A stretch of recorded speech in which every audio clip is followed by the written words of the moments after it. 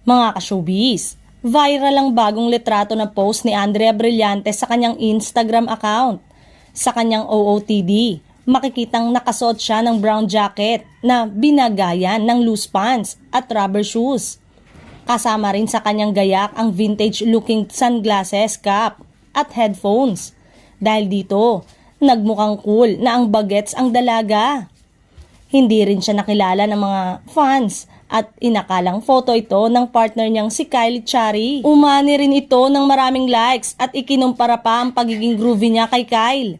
Eto ang ilang reaksyon ng mga netizen. It's giving Kylie Chari vibes, very Kylie Chari vibe. Samantalang, feel na feel ni Andrea Brillantes ang pagiging solo artist ngayon at talagang ine-enjoy ang mga ibinibigay na project sa kanya ng ABS-CBN.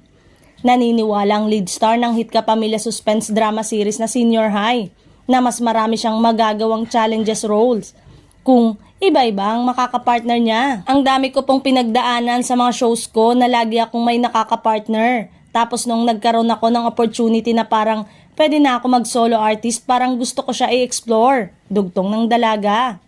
Tapos ngayon, super ko po siyang ine-enjoy. At mas nakikilala ko kasi yung sarili ko at yung sarili ko bilang isang actress. At mas marami na po akong pwedeng paglaruan at mas marami po akong pwedeng makatrabaho na bago. Anya pa.